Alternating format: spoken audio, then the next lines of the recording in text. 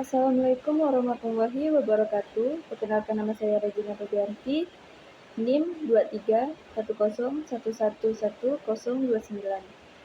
Saya dari MP kelas pagi semester 3. Baiklah, saya akan membacakan kasus masalah komunikasi di perusahaan susu di Pontianak. Ini merupakan diskusi. Narasi latar belakang. Perusahaan susu ini baru saja merancang beberapa inovasi produk baru untuk meningkatkan daya saing mereka di pasar. Namun, tim yang bertanggung jawab dalam implementasi dan pelaksanaan tugas di lapangan menghadapi kesulitan. Martelsa, kepala tim, sering menggunakan gaya komunikasi langsung yang terkadang dianggap terlalu tegas oleh anggota tim lain.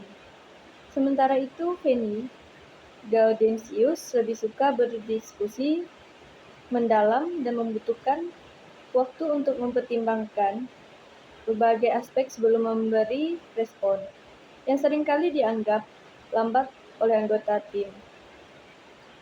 Turdo dan Catherine, anggota baru di tim, merasa bingung dengan arahan yang terlalu teknis tanpa penjelasan lebih lanjut.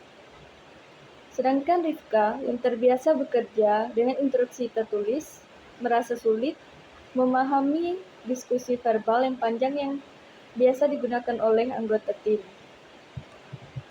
Ketidakpahaman ini menyebabkan sejumlah tugas tertunda, sehingga berpengaruh pada target produksi dan pemasaran produk susu mereka. Martelsa akhirnya memutuskan untuk mengadakan pertemuan tim guna membahas masalah komunikasi yang mereka alami dan mencari solusi yang bisa diterima semua anggota. Baiklah, saya akan membacakan diskusi tim. Di ruang rapat perusahaan, tim berkumpul untuk membahas masalah yang sedang dihadapi. Musik instrumental terdengar lembut di latar, menambahkan kesan santai namun serius pada suasana. Martelsa, terima kasih semuanya sudah datang. Seperti yang kita tahu, akhir-akhir ini ada beberapa kendala di tim kita yang memengaruhi pencapaian target perusahaan. Saya rasa kita perlu membicarakan gaya komunikasi masing-masing agar tidak bisa mencapai tujuan dengan lebih baik. Martelsa, terima kasih semuanya sudah datang. Seperti yang kita tahu, akhir-akhir ini ada beberapa kendala di tim kita yang memengaruhi pencapaian target perusahaan. Saya rasa kita perlu membicarakan gaya komunikasi masing-masing agar kita bisa mencapai tujuan dengan lebih baik. Apa menurut kalian? Fanny. Ya, saya setuju. Menurut saya, perbedaan gaya komunikasi memang menjadi tantangan. Kadang saya merasa agak kewalahan dengan interaksi yang diberikan secara langsung dan cepat, tanpa ada waktu untuk berdiskusi dahulu. Angelina, betul Femi. Saya juga merasa bahwa tempo komunikasi kita kadang-kadang terlalu cepat. Saya lebih suka gaya komunikasi yang ada diskusinya. Jadi kita bisa memahami detail tugas dengan lebih baik. Tarida, mungkin ada baiknya kalau kita menemukan keseimbangan. Saya juga merasa sering bingung karena arahannya terlalu singkat. Tapi saya juga paham kalau beberapa dari kita mungkin lebih suka komunikasi yang cepat. Penny, saya rasa ini masalah adaptasi juga. Ada yang lebih suka komunikasi langsung dan cepat. Ada yang suka penjelasan panjang. Kalau kita bisa saling memahami, mungkin kendala ini bisa diatasi. April, saya punya usul. Bagaimana kalau kita membuat panduan atau daftar tugas yang tertulis setelah setiap pertemuan.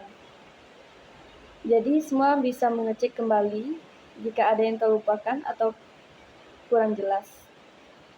Gaudensius, ide bagus, April. Selain itu, mungkin kita bisa mengadakan sesi review singkat tiap minggu untuk memastikan bahwa semua anggota tim ada di jalur yang sama. Dinda, boleh, saya setuju juga. Dengan review, kita bisa langsung memperbaiki jika ada miskomunikasi, dan mungkin tidak bisa lebih spesifik dengan gaya komunikasi. Misalnya, kalau saya pribadi lebih cepat mengerti kalau ada arahan yang jelas dan tertulis. Nah, Dinda, saya setuju dengan Dinda, tapi mungkin kita bisa juga belajar menyesuaikan diri. Seperti yang tidak semua dari kita bisa selalu menyampaikan instruksi secara tertulis. Jadi kita harus saling membantu. Tuddo. Jadi mungkin kita bisa sepakat setelah rapat kita buat ringkasan tertulis, dan kalau ada yang kurang jelas, kita bisa langsung bertanya di grup tim supaya tidak ada salah paham. Matersa, baik. Jadi kita sepakati, kita akan mencoba gabung metode komunikasi lisan dengan catatan tertulis setelah rapat. Dan kita akan melakukan sesi review mingguan. Mudah-mudahan ini bisa membantu memperbaiki komunikasi tim kita. Baiklah, diskusinya sudah selesai. Saya akan menjawab pertanyaan diskusi untuk tim. 1. Apa kendala utama yang menyebabkan kesalahpahaman komunikasi dalam tim ini? Matelsa, memahami bahwa perbedaan gaya komunikasi menjadi akar masalah. Ada anggota yang terbiasa dengan komunikasi langsung, sementara yang lain membutuhkan waktu mencerna informasi. Ketidaksesuaian ini menciptakan kebingungan, terutama bagi anggota baru seperti Tuddo dan Catherine yang tidak terbiasa dengan instruksi teknis tanpa penjelasan rinci. Nomor 2, bagaimana perbedaan gaya komunikasi dapat memengaruhi kinerja tim? Jawab, Feni menambahkan bahwa perbedaan ini menyebabkan beberapa tugas tertunda. Ketika gaya komunikasi cepat bertabrakan dengan preferensi anggota yang suka diskusi mendalam, proses pengambilan keputusan melambat. Ketidakpahaman ini menciptakan frustasi di antara anggota tim, mengurangi efisiensi mereka. Nomor 3, mengapa gaya komunikasi langsung yang digunakan Matersa tidak terima dengan baik oleh beberapa anggota tim?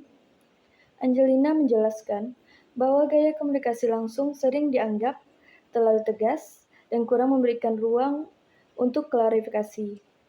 Anggota seperti Feni dan Gaudentius merasa kesulitan memahami detail tugas, sehingga mereka tidak dapat segera bertindak dengan percaya diri. Nomor 4, apakah komunikasi tertulis dapat sepenuhnya menggantikan komunikasi verbal dalam lingkungan kerja ini? Dinda menegaskan bahwa komunikasi tertulis penting, tetapi tidak bisa sepenuhnya menggantikan komunikasi verbal. Menurutnya, komunikasi verbal memberikan kejelasan langsung dalam situasi tertentu, tetapi dokumen tertulis bisa menjadi panduan yang membantu jika ada sesuatu yang terlupakan. 5. Apa manfaat dari melakukan sesi review mingguan dalam sebuah tim kerja? Gaudentius menyarankan bahwa sesi review mingguan akan memberikan kesempatan untuk mengevaluasi progres tim. Ini membantu memastikan orang berada di jalur yang sama, sehingga miskomunikasi dapat segera diperbaiki sebelum berkembang menjadi masalah yang lebih besar. 6. Bagaimana setiap anggota tim dapat beradaptasi dengan gaya komunikasi rekan kerja yang berbeda? Nandinda mengusulkan agar setiap anggota belajar mengenali preferensi gaya komunikasi satu sama lain.